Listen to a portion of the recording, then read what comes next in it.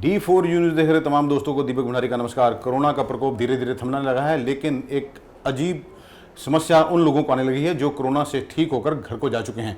Corona के 50% जो मरीज ठीक होकर घरों को जा चुके हैं, उनमें फेफड़े, दिल की बीमारी, स्ट्रोक, डायबिटीज़ और कई संक्रमण रोग जो हैं वो भी इनमें शामिल हो गए हैं। ये ऐसे मरीज बढ़ रहे हैं।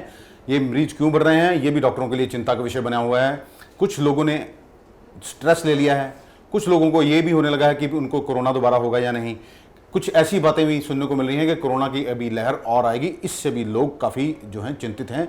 आज हम EMC हॉस्पिटल पहुंचे हैं, जहां पर एक पोस्ट कोविड क्लिनिक की शुरुआत की गई है। यानी कि ऐसे मरीज जो कोरोना के ठीक होकर घरों को जा चुके हैं, अगर उन्हें किसी तरह की भी कोई दिक्कत आती है तो एक ही छत के नीचे उन्हें तमाम जो है उनके सवालों का जवाब मिल जाए, जिसमें इंटेंसिव केयर जो ICU स्पेशलिस्ट हैं वो बैठे हैं, जो चेस्ट स्पेशलिस्ट हैं वो बैठे हैं, मनोरोग डॉक्टर हैं वो भी बैठे हैं। इनके स्पेशलिस्ट डॉक्टर हम इनसे बात करेंगे कि आखिरकार ये पोस्ट कोविड क्लिनिक की इन्हें ज़रूरत क्यों पड़ी, क्या मरीज इतने बढ़ गए थे, मरीजों के सवाल इतने बढ़ गए थे, उनके फ़ोन अधिक आने लगे थे। हमारे साथ हैं EMC अस्पताल के ICU के इंचार्ज हैं यहाँ पर डॉक्टर पंकज सोनी, और जो चेस्ट के जो TB चेस्ट के हैं डॉक्टर हैं कृपाल, और जो मनोरोग विशेषज्ञ हैं डॉक्टर मोनी कीर्तना। हम इनसे सभी से बात करेंगे कि किस तरह की परेशानियां आ रही हैं और इनको जो पोस्ट कोविड क्लिनिक शुरू करने की ज़रूरत क्यों पड़ी। डॉक्टर साहब नमस्कार, आपका हमारे चैनल में स्वागत है। थोड़ा डॉक्टर साहब थोड़ा बताएंगे ये आपको ये पोस्ट कोविड क्लिनिक शुरू करने की क्यों ज़रूरत पड़ी थी। पहले तो D4 चैनल ਨੂੰ ਮੇਰਾ ਨਮਸਕਾਰ। ਸੋ ਬੇਸਿਕਲੀ ਪੋਸਟ ਕੋਵਿਡ ਦਾ ਜਿਸ ਤਰ੍ਹਾਂ ਕੋਵਿਡ ਖਤਮ ਹੋਇਆ ਉਹਦੇ ਨਾਲ ਹੌਲੀ ਹੌਲੀ ਸਾਡੇ ਕੋਲ ਜਿਹੜੇ ਪੇਸ਼ੈਂਟ ਠੀਕ ਹੋ ਕੇ ਗਏ ਨੇ ਉਹ ਪੇਸ਼ੈਂਟ ਵਾਪਸ ਆਣੇ ਸ਼ੁਰੂ ਹੋਏ ਕਿ ਸ਼ਾਰਟਨੈਸ ਆਫ ਬ੍ਰੈਥ ਸਭ ਤੋਂ ਪਹਿਲਾ ਸਿੰਪਟਮ ਉਹਨਾਂ ਦਾ ਹੈ ਕਿ ਸਾਨੂੰ ਸਾਹ ਲੈਣ ਦੇ ਵਿੱਚ ਥੋੜਾ ਜਿਹਾ ਵੀ ਚੱਲੀਏ ਆਪਾਂ ਤੇ ਅਸੀਂ ਥੱਕ ਜੰਨੇ ਆ। ਦੂਸਰਾ ਫਟੀਕ, ਬਹੁਤ ਜ਼ਿਆਦਾ ਫਟੀਕ, ਬॉडी ਏਕ, ਲੈਗਸ 'ਚ ਪੇਨ ਔਰ कफ थोड़ी बहुती नाल ਸਕੈਟਰਿਕ प्रॉब्लम्स। सो ਜਦੋਂ ਸਾਡੇ ਨੰਬਰ ਆਫ ਪੇਸ਼ੈਂਟਸ ਇੰਨੇ ਜ਼ਿਆਦਾ ਹੋ ਗਏ ਸੋ ਉਹਨਾਂ ਦੇ ਵਿੱਚੋਂ ਦੀ ਕੁਝ ਪੇਸ਼ੈਂਟਸ ਦੇ ਵਿੱਚ ਕਾਰਡਿਕ ਪ੍ਰੋਬਲਮਸ ਵੀ ਪਾਈਆਂ ਗਈਆਂ। ਸੋ ਅਸੀਂ ਡਿਸਾਈਡ ਕੀਤਾ ਕਿ ਬਈ ਸਾਨੂੰ ਇੱਕ ਪੋਸਟ ਕੋਵਿਡ ਕਲੀਨਿਕ ਦੀ ਲੋੜ ਹੈ ਸ਼ਹਿਰ ਨੂੰ, ਔਰ ਉਹ ਜਿਹੜਾ ਪੋਸਟ ਕੋਵਿਡ ਕਲੀਨਿਕ ਹੈ ਉਹਦੇ ਵਿੱਚ ਇੱਕ ਯੂਨਿਟ ਦੇ ਅੰਡਰ ਸਾਰੀਆਂ ਸਪੈਸ਼ਲਿਟੀਜ਼ ਹੋਣੀਆਂ ਬਹੁਤ ਜ਼ਰੂਰੀ ਹੈ। ਸੋ ਇਹ ਕਨਸੈਪਟ ਦੇ ਨਾਲ cardiologist, neurologist, pulmonologist and psychiatrist along with physiotherapy ਇਹਦਾ ਇੱਕ ਪੂਰਾ ਯੂਨਿਟ ਕ੍ਰੀਏਟ ਕੀਤਾ ਗਿਆ ਜਿਹੜਾ ਯੂਨਿਟ ਪੋਸਟ ਕੋਵਿਡ ਪੇਸ਼ੈਂਟ ਨੂੰ ਦੇਖੇਗਾ। ਅੱਛਾ ਡਾਕਟਰ ਸਾਹਿਬ, ਤੁਸੀਂ ਕਾਫੀ ਟ੍ਰੀਟ ਕੀਤੇ ਨੇ ਪੇਸ਼ੈਂਟ, ਕੋਈ ਇਹਦਾ ਸਰ ਕੋਈ ਪਤਾ ਚੱਲ ਪਾਇਆ ਵੀ ਆਖਿਰਕਾਰ ਵੀ ਇਹ ਜੈਸੀ ਦਿਲ, ਸਟ੍ਰੋਕ ਤੇ ਇਹਦੇ ਪੇਸ਼ੈਂਟ ਕਿਉਂ ਵਧ ਰਹੇ ਨੇ? ਦੇਖੋ ਇਸ ਤਰ੍ਹਾਂ ਹੈ, ਜਿਹੜਾ ਹਰ ਚੀਜ਼ ਦਾ ਅਲੱਗ ਮਕੈਨਿਜ਼ਮ ਹੈ। ਜਿਸ ਤਰ੍ਹਾਂ ਹੁਣ ਜੇ ਆਪਾਂ ਲਈਏ ਕਿ ਕਾਰਡਿਕ ਪੇਸ਼ੈਂਟ ਵਧ ਰਹੇ ਨੇ, ਜਿਹੜਾ ਕੋਵਿਡ ਹੈ ਉਹ ਥ੍ਰੋਮਬੋਜੈਨਿਕ ਹੈ, ਥ੍ਰੋਮਬੋਸਿਸ ਜ਼ਿਆਦਾ ਇੰਕਰੀਜ਼ ਕਰਦਾ, ਜਿਹਦੇ ਕਰਕੇ ਜਿਹੜੇ patients already pre existing comorbid conditions ਹੁੰਦੀਆਂ ਨੇ ਉਹ ਕੰਡੀਸ਼ਨਸ ਐਗਰੀਵੇਟ ਹੋ ਜਾਂਦੀਆਂ ਨੇ। ਜਿਸ ਤਰ੍ਹਾਂ ਹੁਣ ਡਾਇਬੀਟੀਜ਼ ਹੈ, ਕੁਝ ਪੇਸ਼ੈਂਟਸ ਇਹੋ ਜਿਹੇ ਨੇ, ਡਾਇਬੀਟੀਜ਼ ਦੀ ਡਬਲ ਐਜ ਸਵੋਰਡ ਹੈ। ਜਿਹੜੇ ਪੇਸ਼ੈਂਟ ਨੂੰ ਡਾਇਬੀਟੀਜ਼ ਸੀਗੀ ਉਹਨਾਂ ਪੇਸ਼ੈਂਟ ਦੇ ਵਿੱਚ ਕੋਵਿਡ ਕਾਫੀ ਜ਼ਿਆਦਾ ਐਗਰੀਵੇਟ ਹੋ ਰਿਹਾ ਸੀਗਾ। ਉਹ ਪੇਸ਼ੈਂਟ ਦੇ ਵਿੱਚ ਕੋਵਿਡ ਦੇ ਜਿਹੜੇ ਲੱਛਣ ਵੀ ਸੀਗੇ ਨਾ ਉਹ ਬਹੁਤ ਜ਼ਿਆਦਾ ਆ ਰਹੇ ਸੀ। ਉਹ ਪੇਸ਼ੈਂਟ ਵੈਂਟੀਲੇਟਰ ਉੱਤੇ ਵੀ ਬਹੁਤ ਜ਼ਿਆਦਾ ਜਾ ਰਹੇ ਸੀ। ਦੂਜਾ, ਜਿਹੜੇ ਪੇਸ਼ੈਂਟ ਡਾਇਬੀਟੀਜ਼ ਸੀਗੇ ਔਰ ਉਹ ਠੀਕ ਹੋ ਗਏ, ਉਹਨਾਂ ਦੇ ਵਿੱਚ ਡਾਇਬੀਟੀਜ਼ ਅਨਕੰਟਰੋਲ ਹੋਣੀ ਸ਼ੁਰੂ ਹੋ ਗਈ। ਤੀਸਰਾ, ਇਹਨਾਂ ਦੇ ਵਿੱਚ ACE2 ਰਿਸੈਪਟਰ ਹੁੰਦਾ ਹੈ ਜਿਹਦੇ ਨਾਲ ਕੋਵਿਡ ਵਾਇਰਸ ਅੰਦਰ ਜਾਂਦਾ ਹੈ। ਸੋ ਉਹ ਰਿਸੈਪਟਰ ਦੇ ਨਾਲ ਗਲੂਕੋਜ਼ ਮੈਟਾਬੋਲਿਜ਼ਮ ਦਾ ਸਾਰਾ ਚੇਂਜ ਹੋ ਗਿਆ। ਜਿਹੜੇ ਪੇਸ਼ੈਂਟ ਨੂੰ ਪਹਿਲੇ ਡਾਇਬੀਟੀਜ਼ ਨਹੀਂ ਵੀ ਸੀ ਉਹਨਾਂ ਨੂੰ ਡਾਇਬੀਟੀਜ਼ ਦੇ ਇੰਸੀਡੈਂਸ ਇੰਕਰੀਜ਼ ਕਰ ਗਿਆ। ਅੱਛਾ ਡਾਕਟਰ ਸਾਹਿਬ, ਜੇ ਹੁਣ ਅਸੀਂ ਗੱਲ ਕਰੀਏ ਪੋਸਟ ਕੋਵਿਡ ਪੇਸ਼ੈਂਟ ਨੂੰ ਕਿਹੜੇ ਸਿੰਪਟਮਸ ਆ ਰਹੇ ਹਨ ਤੇ ਇਹਦਾ ਏਜ ਗਰੁੱਪ ਕੀ ਹੈ? ਦੇਖिए ਇਸ ਤਰ੍ਹਾਂ ਹੈ, ਮੈਂ ਪਹਿਲੇ ਵੀ ਸਟਾਰਟ ਤੋਂ ਹੀ ਦੱਸਿਆ ਕਿ ਖਾਸ ਕਰਕੇ ਸ਼ਾਰਟਨੈਸ ਆਫ ਬ੍ਰੈਥ ਬੰਦਾ ਥੋੜਾ ਜਿਹਾ ਵੀ ਚੱਲਦਾ ਉਹਨੂੰ ਲੱਗਦਾ ਕਿ ਵੀ ਮੈਂ ਆਪਣੀ ਨਾਰਮਲ ਬ੍ਰੈਥ ਨਹੀਂ ਲੈ ਪਾ ਰਿਹਾ ਔਰ ਮੈਂ ਉਹ ਨਾਰਮਲ ਐਕਟੀਵਿਟੀ ਨਹੀਂ ਕਰ ਰਿਹਾ ਜਿਹੜਾ ਮੈਂ ਕੋਵਿਡ ਤੋਂ ਪਹਿਲੇ ਕਰ ਪਾ ਰਿਹਾ ਸੀ। ਥਕਾਵਟ ਮਰੀਜ਼ਾਂ ਨੂੰ ਬੜੀ ਜਲਦੀ ਹੋ ਜਾਂਦੀ ਹੈ। ਪੇਸ਼ੈਂਟ 2-3 ਘੰਟੇ ਦੀ ਵਰਕਿੰਗ ਤੋਂ ਬਾਅਦ ਹੀ ਉਹਨੂੰ ਲੱਗਦਾ ਕਿ ਨਹੀਂ, ਮੈਨੂੰ ਆਰਾਮ ਦੀ ਜ਼ਰੂਰਤ ਹੈ। ਸਕੈਟਰਿਕ ਪ੍ਰੋਬਲਮ, ਬਿਕੋਜ਼ ਇਹ ਪੇਸ਼ੈਂਟ 12-12, 15-15 ਦਿਨ ਆਈਸੋਲੇਸ਼ਨ 'ਚ ਰਹੇ ਨੇ, ਉਹਦੇ ਕਰਕੇ ਇਹਨਾਂ ਦੀ ਵਿੱਚ ਸਕੈਟਰਿਕ ਇਸ਼ੂਜ਼ ਬਹੁਤ ਜ਼ਿਆਦਾ ਆ ਰਹੇ ਨੇ। ਉਸ ਤੋਂ ਬਾਅਦ ਨਿਊਰੋਲੋਜੀਕਲ ਪ੍ਰੋਬਲਮਸ ਬਹੁਤ ਜ਼ਿਆਦਾ ਆ ਰਹੀਆਂ ਨੇ। ਸਟ੍ਰੋਕ ਇੰਕਰੀਜ਼ ਕਰ ਰਿਹਾ ਹੈ। ਸਾਡੇ ਕੋਲ ਪੇਸ਼ੈਂਟ ਪ੍ਰੈਜ਼ੈਂਟ ਕਰ ਰਹੇ ਨੇ ਜਿਹੜੇ ਪੋਸਟ ਕੋਵਿਡ ਠੀਕ ਹੋ ਕੇ ਗਏ ਨੇ, ਬਿਲਕੁਲ ਨਾਰਮਲ ਸੀਗੇ ਐਂਡ ਦੇ ਪ੍ਰੈਜ਼ੈਂਟਿੰਗ ਵਿਦ ਸਟ੍ਰੋਕ। ਔਰ ਸਰਦੀਆਂ ਆ ਰਹੀਆਂ, ਇਹਨਾਂ ਦੇ ਇੰਸੀਡੈਂਸ ਹੋਰ ਜ਼ਿਆਦਾ ਇੰਕਰੀਜ਼ ਕਰਨਗੇ। ਅੱਛਾ ਡਾਕਟਰ ਸਾਹਿਬ ਜੀ, ਜਿਹਨੂੰ ਇਹ ਬੜਾ ਲੋਕਾਂ ਦਾ ਸਵਾਲ ਹੈ, ਜਿਹਨੂੰ ਕੋਰੋਨਾ ਹੋ ਚੁੱਕਿਆ ਹੈ ठीक होके घर जा चुका कि उन्होंने दोबारा कोरोना होएगा? देखो इट्स अ वेरी बहुत ही ਵਧੀਆ ਸਵਾਲ ਹੈ ਐਕਚੁਅਲੀ ਸਾਰੇ ਲੋਕ ਇਹ ਜਾਣਨਾ ਚਾਹ ਰਹੇ ਨੇ ਕਿ ਰੀਇਨਫੈਕਸ਼ਨ ਹੁਣ ਜੇ ਸਾਨੂੰ ਕਰੋਨਾ ਹੋ ਗਿਆ ਸਾਡੀ ਇਮਿਊਨਿਟੀ ਕਿੰਨੀ ਦੇਰ ਦੀ ਹੈ ਸਾਡੀ ਇਮਿਊਨਿਟੀ 2 ਮਹੀਨੇ ਦੀ ਹੈ 3 ਮਹੀਨੇ ਦੀ ਹੈ ਲਾਈਫ ਲੌਂਗ ਹੈ ਸਾਲ ਦੀ ਹੈ ਹਜੇ ਤੱਕ ICMR ਕੋਲ ਇਹਦਾ ਜਵਾਬ ਨਹੀਂ ਹੈ ਇਮਿਊਨਿਟੀ ਦੇ ਵਿੱਚ ਜਿਹੜੀਆਂ ਐਂਟੀਬਾਡੀਜ਼ ਬਣ ਰਹੀਆਂ ਨੇ ਉਹ ਕਹਿ ਰਹੇ ਨੇ ਕਿ 3 ਤੋਂ 6 ਮਹੀਨੇ ਤੱਕ ਉਹ ਐਂਟੀਬਾਡੀਜ਼ ਸਾਡੀ ਬਾਡੀ 'ਚ ਰਹਿ ਰਹੀਆਂ ਨੇ ਹਜੇ ਕਰੋਨਾ ਕਾਲ ਨੂੰ ਹੋਈ 6 ਤੋਂ 8 ਮਹੀਨੇ ਬਟ ਦ ਇਸ਼ੂ ਇਜ਼ ਇਹ ਹੈ ਕਿ ਜਿਹੜੇ ਪੇਸ਼ੈਂਟਸ ਰੀਇਨਫੈਕਸ਼ਨ ਜਿਹੜੀ ਆ ਰਹੀ ਹੈ ਉਹਦੀ ਕੋਈ ਪਰਸੈਂਟੇਜ ਨਹੀਂ ਹੈ ਹਜੇ ਤੱਕ ਨਾ ਤਾਂ WHO ਨੇ ਕੋਈ ਪਰਸੈਂਟੇਜ ਦਿੱਤੀ ਹੈ yes there are isolated case reports ਹੈਗੇ ਨੇ ਜਿਹੜੇ ਕੇਸ ਰਿਪੋਰਟਸ ਦਾ ਮਤਲਬ ਇਹ ਹੁੰਦਾ ਕਿ ਕੁਝ ਪੇਸ਼ੈਂਟਸ ਜਿਨ੍ਹਾਂ ਨੂੰ ਰੀਇਨਫੈਕਸ਼ਨ ਹੋਈ ਹੈ ਜਿਹੜੇ ਪਹਿਲੇ PCR ਪੋਜ਼ਿਟਿਵ ਸੀਗੇ ਹੁਣ ਦੁਬਾਰਾ PCR ਪੋਜ਼ਿਟਿਵ ਹੋ ਰਹੇ ਨੇ ਬਟ ਉਹ ਕੇਸ ਰਿਪੋर्ट ਹੀ ਹੈ so it's a very less number so far अच्छा डॉक्टर साहब एक बड़ा लोगों का कोरोना तो काफ़ी डिक्रीज़ हो रहा नंबर एक भय व्याप्त है कह दी सन लोगों 'ਚ डर बनया होया कि कोरोना दी दूसरी लहर दूसरा फेज आएगा।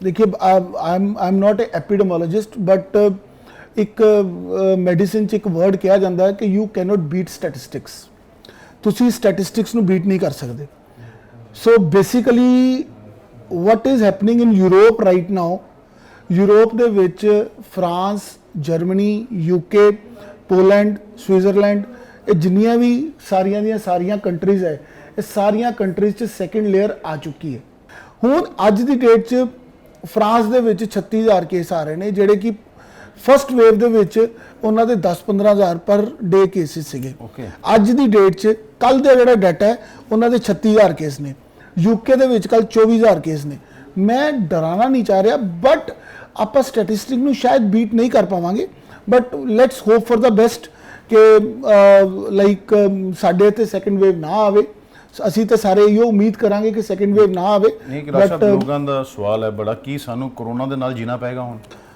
ਜਿੰਨੀ ਦੇਰ ਤੱਕ ਵੈਕਸੀਨ ਨਹੀਂ ਆਂਦੀ ਯੈਸ ਜਿੰਨੀ ਦੇਰ ਤੱਕ ਵੈਕਸੀਨ ਨਹੀਂ ਆਂਦੀ ਉਨੀ ਦੇਰ ਤੱਕ ਜਿਸ ਤਰ੍ਹਾਂ ਪੋਲੀਓ ਇਰੈਡੀਕੇਸ਼ਨ ਪ੍ਰੋਗਰਾਮ ਨੂੰ ਕਿੰਨਾ ਟਾਈਮ ਲੱਗਾ ਮੀਜ਼ਲਸ ਇਰੈਡੀਕੇਸ਼ਨ ਨੂੰ ਕਿੰਨਾ ਟਾਈਮ ਲੱਗਾ ਦੇ ਵਰ ਵਾਇਰਸਿਸ ਰਾਈਟ ਸੋ ਵਾਇਰਸ ਦੀ ਜਿਹੜੀ ਇਰੈਡੀਕੇਸ਼ਨ ਹੈ ਇਟ ਟੇਕਸ ਟਾਈਮ ਸੋ ਆਪਾਂ ਇਹ ਨਹੀਂ ਕਹਿ ਸਕਦੇ ਕਿ ਕਰੋਨਾ ਇੱਕ ਵਾਰੀ ਹੋ ਗਿਆ ਤੇ ਇਹ ਕੰਟਰੀ ਚੋਂ ਖਤਮ ਹੋ ਜਾਏਗਾ ਕਰੋਨਾ ਦੇ ਨਾਲ ਵੀ have to live with it for the time doctor ਸਾਹਿਬ as a critical care specialist ਤੁਸੀਂ ਕੁਝ ਕਹਿਣਾ ਚਾਹੋ ਦੇਖੋ ਮੈਂ ਇੱਕ ਜਿਹੜਾ ਮੈਸੇਜ ਦੇਣਾ ਚਾਹਾਂਗਾ ਕਿ ਜਿਹੜੇ ਸਿੰਪਟਮਸ ਨੇ ਨਾ ਉਹਨਾਂ ਨੂੰ ਇਗਨੋਰ ਨਾ ਕਰੋ ਆਪਣਾ ਜਲਦੀ ਤੋਂ ਜਲਦੀ ਟੈਸਟ ਕਰਾਓ ਬਿਕੋਜ਼ ਜਦੋਂ ਚੀਜ਼ਾਂ ਕੰਪਲਿਕੇਟ ਹੁੰਦੀਆਂ ਨੇ ਨਾ ਕਰੋਨਾ ਦੇ ਪੇਸ਼ੈਂਟਸ ਦੇ ਵਿੱਚ ਉਹ ਲੰਗਸ ਆਪਾਂ ਨੂੰ ਬਹੁਤ ਦੇਰ ਨਾਲ ਪਤਾ ਲੱਗਦਾ ਕਿ ਸਾਡੇ ਇੰਨੇ % ਲੰਗ ਇਨਵੋਲਵ ਹੋ ਚੁੱਕੇ ਨੇ ਬਿਕੋਜ਼ ਹਾਈਪੋਕਸੀਆ ਜਿਹੜੀ ਟਰਮ ਹੈ ਉਹ ਕਰੋਨਾ ਦੇ ਵਿੱਚ ਆਂਦੀ ਹੈ ਉਹਦੇ ਵਿੱਚ ਪੇਸ਼ੈਂਟ ਨੂੰ ਜੇ ਆਕਸੀਜਨ ਲੈਵਲ ਉਹਦਾ ਘੱਟ ਵੀ ਹੁੰਦਾ ਨਾ ਉਹਨੂੰ ਲੱਗਦਾ ਨਹੀਂ ਕਿ ਮੇਰਾ ਆਕਸੀਜਨ ਲੈਵਲ ਘੱਟ ਹੈ ਸੋ ਮੇਰੀ ਜਿਹੜੀ ਸਾਰਿਆਂ ਨੂੰ ਇਹੋ ਹੈ ਕਿ ਜਿੰਨੀ ਜਲਦੀ ਹੋ ਸਕਦਾ ਟੈਸਟਿੰਗ ਔਰ ਜਿੰਨੀ ਜਲਦੀ ਹੋ ਸਕਦਾ ਆਪਣਾ ਟ੍ਰੀਟਮੈਂਟ ਸ਼ੁਰੂ ਜ਼ਰੂਰ ਕੀਤਾ ਜਾਏ if you don't have any symptom ਠੀਕ ਹੈ ਹੋਮ ਆਈਸੋਲੇਸ਼ਨ ਐਸ ਪਰ ਦਾ ਗਾਈਡਲਾਈਨ ICMR ਤੁਸੀਂ ਕਰ ਸਕਦੇ ਹੋ ਬਟ ਜੇ ਤੁਹਾਡੇ ਸਿੰਪਟਮ ਆਣੇ ਸ਼ੁਰੂ ਹੋ ਗਏ ਨੇ so definitely you should not ignore those symptoms doctor ਤੁਹਾਡੇ ਕੋਲ ਕੋਵਿਡ ਜਿਹੜਾ ਤੁਸੀਂ ਸ਼ੁਰੂ ਕੀਤਾ ਹੈ ਪੋਸਟ ਕੋਵਿਡ ਕਲੀਨਿਕ ਵਿੱਚ ਲੋਕ ਆ ਰਹੇ ਹਨ ਜਿਹੜਾ ਸਾਡੇ ਪੋਸਟ ਕੋਵਿਡ ਯੂਨਿਟ ਸ਼ੁਰੂ ਕਰਨ ਦਾ ਕਾਰਨ ਇਹੋ ਸੀਗਾ ਕਿ ਸਾਡੇ ਕੋਲ ਜਿਹੜੇ ਲੋਕ ਆ ਰਹੇ ਸੀਗੇ ਉਹ ਲੋਕੀ ਹੁਣ ਉਹ ਆ ਕੇ ਕਹਿੰਦਾ ਸੀ ਕਿ ਮੈਨੂੰ ਪਾਲਪੀਟੇਸ਼ਨ ਵੀ ਹੁੰਦੀ ਹੈ ਮੈਨੂੰ ਘਬਰਾਹਟ ਵੀ ਹੋ ਰਹੀ ਹੈ ਮੈਨੂੰ ਫਟੀਕ ਵੀ ਹੋ ਰਹੀ ਹੈ ਸਾਈਕੈਟ੍ਰਿਕ ਪ੍ਰੋਬਲਮ ਵੀ ਹੈ ਸੋ ਉਹਦੇ ਨਾਲ ਕੀ ਸਾਨੂੰ ਕੀ ਅਸੀਂ ਉਹ ਕਨਸੈਪਟ ਲਗਾਇਆ ਕਿ ਭਈ ਇਸ ਪੇਸ਼ੈਂਟ ਨੂੰ ਅਸੀਂ ਅਲੱਗ ਕੰਸਲਟੈਂਟ ਕੋਲ ਭੇਜਾਂਗੇ ਸੋ ਉਹਦੇ ਚਾਰजेस ਹੋਣਗੇ so that's why we decided ਕਿ ਇਹਦਾ ਪੋਸਟ ਕੋਵਿਡ ਕਲੀਨਿਕ ਦਾ ਨਾਮ ਰੱਖਿਆ ਜਾਏ ਔਰ ਇੱਕੋ ਹੀ ਫੀਸ ਦੇ ਅੰਡਰ ਇਹ ਸਾਰੇ ਕੰਸਲਟੈਂਟਸ ਉਹ ਪੇਸ਼ੈंट ਨੂੰ ਦੇਖ ਲੈਣ बहुत धन्यवाद सर गल करने लिए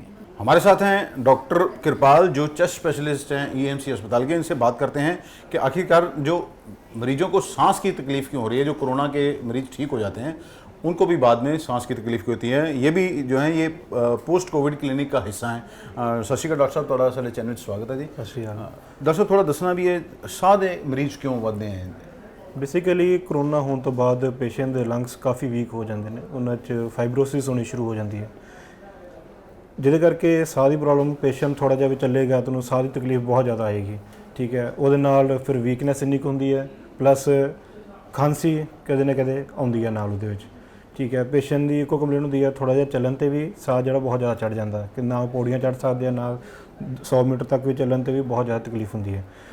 ਜਿਸ ਕਰਕੇ ਆਪਾਂ ਕੋਵਿਡ ਸੈਂਟਰ ਜਿਹੜਾ ਇੱਥੇ ਪੋਸਟ ਕੋਵਿਡ ਸੈਂਟਰ ਐਸਟੈਬਲਿਸ਼ ਕੀਤਾ, ਉਹਦੇ 'ਚ ਮੋਸਟਲੀ ਪੇਸ਼ੈਂਟਸ ਜਦੋਂ ਇਹ ਸਾਡੇ ਕੋਲ ਓਪੀਡੀ 'ਚ ਆਉਂਦੇ ਆ ਤੇ ਅਸੀਂ ਉਹਨਾਂ ਦੇ ਐਕਸ-ਰੇ, ਸੀਟੀ ਸਕੈਨ ਵਗੈਰਾ ਸਾਰੇ ਟੈਸਟ ਕਰਦੇ ਹਾਂ।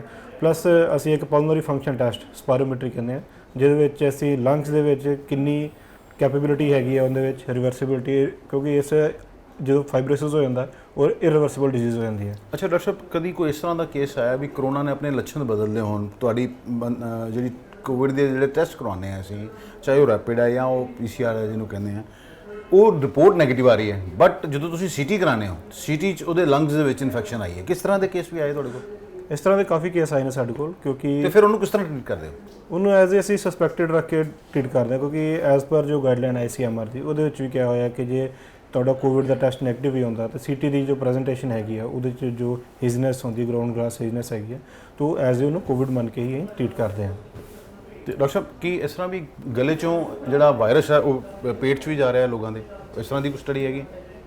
ਨਹੀਂ, ਸਟੱਡੀਜ਼ ਤਾਂ ਬਹੁਤ ਹੈਗੀਆਂ ਨੇ, ਕਿਉਂਕਿ ਸਾਡੇ ਕੋਲ ਕੱਲ੍ਹ ਲੰਗਸ ਦੇ ਨਹੀਂ, ਨਿਊਰੋ ਦੇ ਵੀ ਕੇਸ ਆਏ ਨੇ ਇਹਦੇ ਵਿੱਚ, ਜਿਹਦੇ 'ਚ ਨਿਊਰੋਲੋਜੀਕਲ ਇਨਵੋਲਵਮੈਂਟ ਵੀ ਹੈਗੀ ਸੀ ਕੋਵਿਡ ਦੇ ਨਾਲ। ਅੱਛਾ, ਉਹ ਵੀ ਅਸੀਂ ਟ੍ਰੀਟ ਕੀਤੇ ਅਸੀਂ। ਤੇ ਡਾਕਟਰ ਸਾਹਿਬ, ਕੋਈ ਇਸ ਤਰ੍ਹਾਂ ਦਾ ਕੇਸ ਵੀ ਆਇਆ ਜਦੋਂ ਤੁਹਾਨੂੰ ਕੋਵਿਡ ਹੋਇਆ ਹੋਇਆ ਤੇ ਉਹਨੂੰ ਬਾਅਦ ਚੋਂ ਸਟ੍ਰੋਕ ਹੋ ਗਿਆ ਹੋਇਆ? ਹਾਂ, ਪੇਸ਼ੈਂਟ ਹੈਗੇ ਨੇ ਇੱਦਾਂ ਦੇ ਵੀ ਜਿਨ੍ਹਾਂ ਨੂੰ ਬਾਅਦ ਚੋਂ ਪੋਸਟ ਕੋਵਿਡ ਤੋਂ ਬਾਅਦ ਚੋਂ ਵੀ। ਡਾਕਟਰ ਸਾਹਿਬ ਦੇਖੋ, ਜਿਵੇਂ ਵੈਸੇ ਹੀ ਕਿਹਾ ਜਾਂਦਾ ਜਦੋਂ ਚੇਂਜ ਆਫ ਸੀਜ਼ਨ ਆਉਂਦਾ ਹੈ, ਸਾਹ ਦੇ ਮਰੀਜ਼ ਵੱਧਦੇ ਨੇ। ਹਾਂਜੀ, ਹੁਣ ਦੀਵਾਲੀ ਆਈ, ਲੋਕ ਬਟ ਨੈਚੁਰਲ ਪਟਾਕੇ ਚਲਾਉਣਗੇ, ਤੇ ਕੀ ਤੁਹਾਨੂੰ ਲੱਗਦਾ ਵੀ ਸਾਹ, ਬਲੱਡ ਪ੍ਰੈਸ਼ਰ ਤੇ ਦਿਲ ਦੇ ਮਰੀਜ਼ ਵਧਣਗੇ ਇਹਦੇ ਨਾਲ? ਜ਼ਰੂਰ ਵਧਣਗੇ। ਇਹ ਤੇ ਲੋਕਾਂ ਕੋਲ ਇੱਕੋ ਰਿਕੁਐਸਟ ਕੀਤੀ ਜਾ ਸਕਦੀ ਹੈ ਕਿ ਜੋ ਦੀਵਾਲੀ ਤੇ ਪਟਾਕੇ ਵਗੈਰਾ ਹੈ ਇਹ ਨਾ ਚਲਾਏ ਜਾਣ, ਗ੍ਰੀਨ ਦੀਵਾਲੀ ਮਨਾਈ ਜਾਏ, ਕਿਉਂਕਿ ਜਦੋਂ ਵੈਸੇ ਆਲਰੇਡੀ ਸੀਜ਼ਨ ਚੇਂਜ ਹੋਣ ਦੇ ਵਿੱਚ ਅਸਥਮਾ ਦੇ ਪੇਸ਼ੈਂਟਸ ਬਹੁਤ ਆਉਂਦੇ, ਚੈਸਟ ਦੇ ਪੇਸ਼ੈਂਟ ਬਹੁਤ ਆਉਂਦੇ ਨੇ, ਉੱਪਰੋਂ ਵਿੰਟਰ ਸੀਜ਼ਨ ਦੇ ਵਿੱਚ ਕਾਰਡੀਅਕ ਪੇਸ਼ੈਂਟ, ਹਾਰਟ ਦੇ ਪੇਸ਼ੈਂਟਸ ਜ਼ਿਆਦਾ ਵੱਧ ਜਾਂਦੇ ਨੇ। ਤੇ ਡਾਕਟਰ ਜਿਹੜੇ ਪਰਾਲੀ ਜਲਾਉਣ ਦੀ ਗੱਲ ਚੱਲ ਹੋ ਰਹੀ ਹੈ, ਬਹੁਤ ਜ਼ਿਆਦਾ ਸੜ ਰਹੀ ਹੈ, ਉਹਦੇ ਨਾਲ ਵੀ ਕੁਛ ਇਹਦਾ ਇਫੈਕਟ ਹੋ ਰਿਹਾ ਜੀ? ਉਹਦੇ ਨਾਲ ਵੀ ਬਹੁਤ ਇਫੈਕਟ ਪਏਗਾ, ਸਾਹ ਦੇ ਮਰੀਜ਼ ਉੱਥੋਂ ਸ਼ੁਰੂ ਹੁੰਦੇ ਨੇ, ਕਿਉਂਕਿ ਧੂੰਆਂ ਜਿਹੜਾ ਹੈਗਾ ਲੰਗਸ ਵਾਸਤੇ ਬਹੁਤ ਮਾੜਾ ਹੈਗਾ। ਡਾਕਟਰ ਸਾਹਿਬ, ਕੋਈ ਤੁਸੀਂ ਮੈਸੇਜ ਦੇਣਾ ਚਾਹੋ? ਮੇਰਾ ਲੋਕਾਂ ਨੂੰ ਇਹ ਮੈਸੇਜ ਹੈ ਕਿ ਇੱਕ ਤਾਂ ਰॉ ਮਟੀਰੀਅਲ ਜਿਹੜਾ ਹੁੰਦਾ ਪਰਾਲੀ, ਉਹਨੂੰ ਅੱਗ ਨਾ ਲਈ ਜਾਏ, ਠੀਕ ਹੈ, ਉਹਨੂੰ ਆਰਗੈਨਿਕ ਵੇ ਦੇ ਨਾਲ ਜਿਹੜਾ ਕੀਤਾ ਜਾਏ। ਪਲੱਸ ਦੀਵਾਲੀ ਜਿਹੜੀ ਹੈਗੀ ਉਹਦੇ ਉੱਪਰ ਪਟਾਕੇ ਨਾ ਚਲਾਏ ਜਾਣ, ਤਾਂ ਕਿ ਜੋ ਆਲਰੇਡੀ ਕਰੋਨਾ ਦੇ ਪੇਸ਼ੈਂਟਸ, ਪੋਸਟ ਕੋਵਿਡ ਪੇਸ਼ੈਂਟਸ ਹੈਗੇ ਨੇ, ਉਹਨਾਂ ਨੂੰ ਪਹਿਲਾਂ ਹੀ ਸਾਹ ਦੀ ਤਕਲੀਫ ਹੈਗੀ ਆ, ਧੂਏ ਨਾਲ ਹੋਰ ਤਕਲੀਫ ਹੋਣ ਦੇ ਚਾਂसेस ज़्यादा ਹੈਗੇ ਨੇ। ये थे डॉक्टर कृपाल। अब हम बात करेंगे यहाँ पर जो है साइकेट्रिस्ट हैं डॉक्टर मोनी कीर्तना के आखिरकार कोरोना ने किसी लोगों, मरीजों के दिमाग पर क्या असर डाला है। हमारे साथ हैं EMC पोस्ट कोविड क्लिनिक की जो साइकेट्रिस्ट हैं, मनोरोग विशेषज्ञ डॉक्टर मोनी कीर्तना।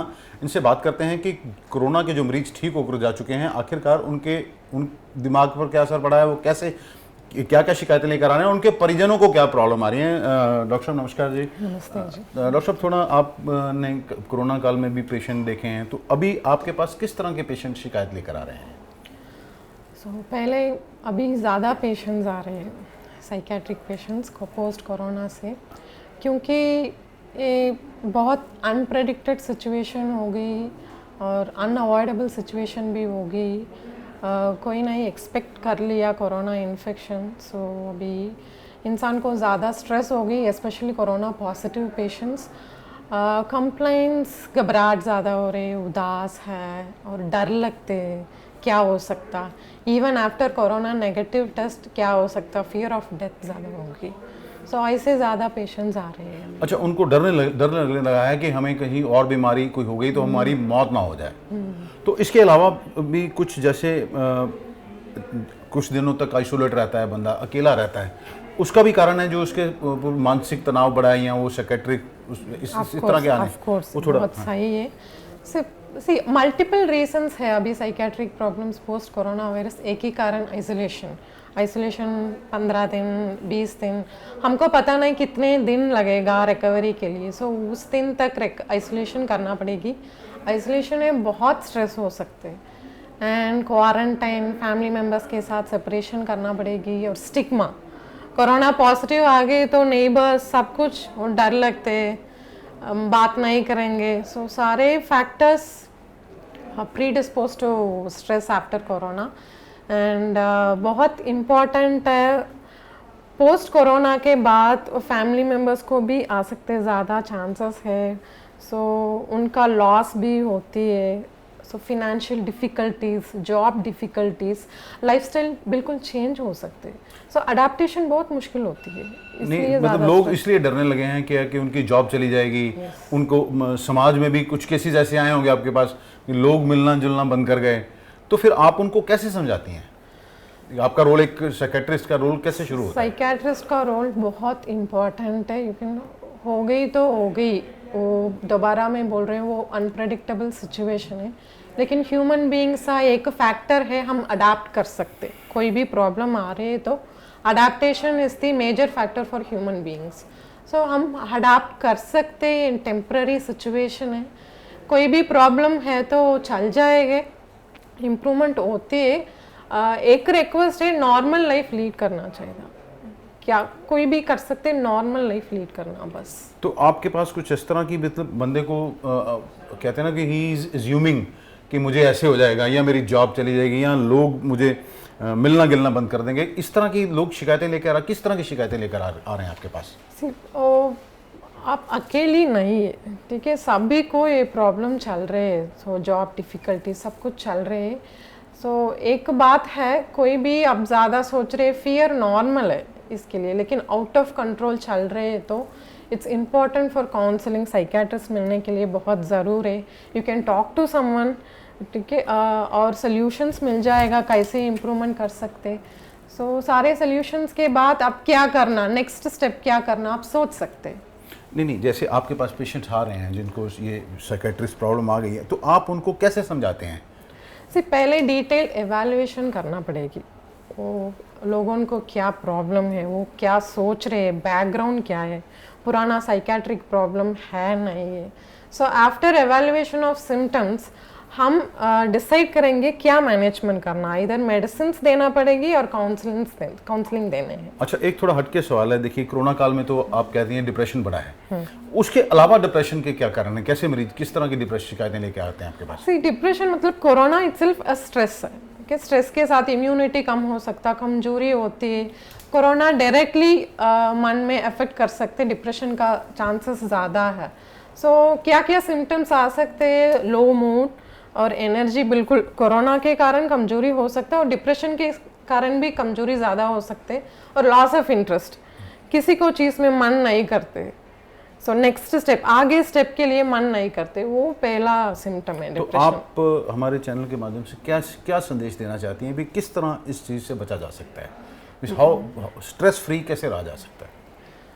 सो पहले सोल्यूशन एक्सेप्ट करना पड़ेगी। ये कोरोना सिचुएशन आप एक्सेप्ट कर लीजिए, कोई भी प्रॉब्लम आ रही है तो एक्सेप्ट कर लीजिए, लेकिन सारे प्रॉब्लम्स को सोल्यूशन है, वो परमानेंट नहीं है, टेम्पररी है। नॉर्मल लाइफ लीड करना पड़ेगी, बैलेंस डाइट और हाइड्रेशन, मतलब वाटर इनटेक अच्छी से करना, वो छोटा छोटा चीज़ है ना, it is important for your mental health. और फ्रेंड्स के साथ सोशल इंटरेक्शन, फैमिली फ्रेंड्स के साथ। आइसोलेशन में है तो कोई गल नहीं, सोशल नेटवर्क है, you can talk to them through calling, everything. Social interaction बहुत ज़रूरी है, अकेली महसूस नहीं होना चाहिए। And if things are going out of control, we are always here to help you. Psychiatrist है, साइकोलॉजिस्ट है, अदर मेंटल हेल्थ प्रोफेशनल्स है। It's important to take treatment at the right point of time. So इसलिए हम post covid care में psychiatrist का role बहुत important है, EMC arrange कर लिया। धन्यवाद हमारे साथ बात करने के लिए। ये थे ईएमसी हॉस्पिटल के पोस्ट कोविड जो क्लिनिक शुरू किया गया है, उसके डॉक्टर पंकज सोनी जो क्रिटिकल केयर स्पेशलिस्ट हैं, डॉक्टर कृपाल जो चेस्ट स्पेशलिस्ट हैं, डॉक्टर मोनी कीर्तना जो साइकेट्रिस्ट हैं। इन्होंने किस बड़े तरीके से बताया है कि कोरोना के बाद भी लोगों को कई तरह की परेशानियां आने लगी हैं। उनके दिल, फेफड़े, स्ट्रोक, मनोरोग, डायबिटीज़, ये सारी बीमारियां जो हैं बढ़ गई हैं। इन सब के इलाज के लिए ये शुरू किया गया है। इन्होंने ये संदेश दिया है, दिवाली आने वाली है लेकिन पटाखे ना चलाएं, क्योंकि पटाखे के कारण वैसे भी मौसम बदलते हैं, मौसम में सांस की तकलीफ बढ़ जाती है, क्योंकि कई लोगों को एलर्जी है। आपसे हमारी भी हाथ जोड़कर रिक्वेस्ट है कि इस बार पटाखों को ना कहें, पटाखे ना चलाएं, ग्रीन दिवाली मनाएं, दीपक अपने घर में दीप जलाएं। और डॉक्टर मोनी कीर्तना का कहना है कि जो कोरोना का मरीज है, जो इसलिए स्ट्रेस में चला जाता है क्योंकि उसे लगता है कि मैं अभी ठीक ही नहीं होऊंगा या मुझे ये बीमारी दोबारा घेर लेगी।